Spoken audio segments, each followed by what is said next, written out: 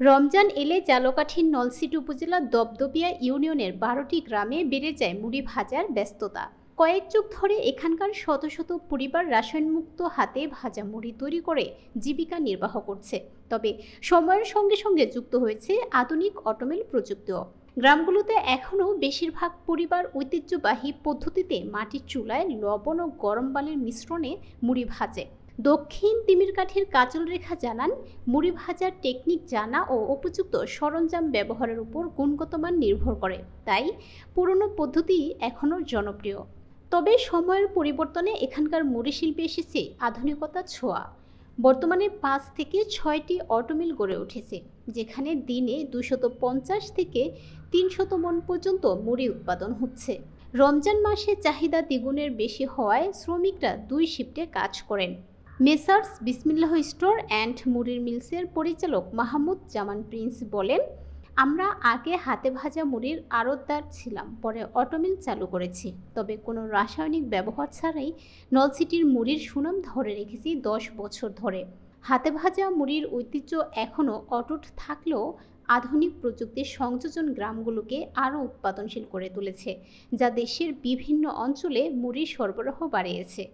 আমাদের প্রতিষ্ঠানের নাম মেসার্স বিসমিল্লাহ স্টোর অ্যান্ড মুড়ির মিল, দপদপিয়া মুড়িরহাট, নলছিটি, জালকাঠি।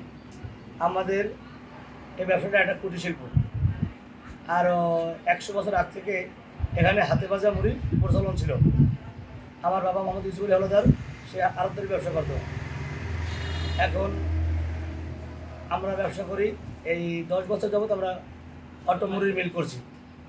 এখানে এখন ১৪-১৫ লোক স্টাফ কাজ করে এবং ডে এবং নাইটেও মিল চলে রমজান উপলক্ষে।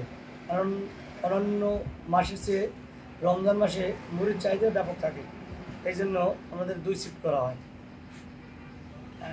এই মোটামুটিটা আমাদের দক্ষিণ অঞ্চলে বেশি চলে, উত্তর অঞ্চলে শুধু চিকনটা চলে। আর এই মোটামুটিটা দক্ষিণ অঞ্চলে রমজান মাসে যে ব্যাপক পরিমাণ চাহিদা, তা আমরা রমজানে ২ শিফট করেও এদের যোগান দিতে পারি না। তুলনামূলক গত বছরের সাথে এবার মুড়ির বাজার অনেক কম।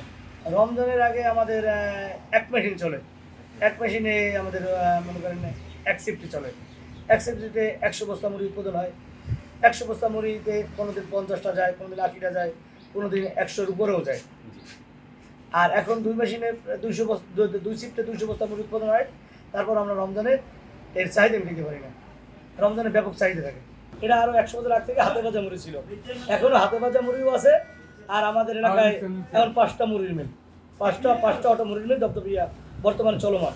কারণ হাতের ভাজার লোক এখন খুবই কম। এখন আগে ২০০ করে মুড়ি ভাজতো, এখন হয়তো ২০-২৫ করে মুড়ি ভাজে। হাতে কেউ বর্তমানে মুড়ি ভাজতে চায় না। ওইটা সাদা করার জন্য যে মুড়িটা তৈরি করা হয়, ওইটা একেবারে যেটা সাদা হওয়া হয়, ওইটা হয়তো অনেকে রাসায়নিক মিলায়। আর যেটা হালকা ঘিয়া, সাদাও না লালচাও না, হালকা ঘিয়া, ওই মালটা রাসায়নিক মুক্ত। এখন বর্তমানে মুড়ি 3টে কোয়ালিটি বিক্রি হইতেছে। একটা নাম্বার, যেটা আমরা এটা পাইকারি ৮০-৮২ টাকা বিক্রি করি। এরপরে যেটা মিডিয়াম নাম্বার, ওইটা ৭৮-৮০ বিক্রি করি। আর একটা আছে মিক্সারটা আমরা ৭৭-৭৬ টাকা বিক্রি করি।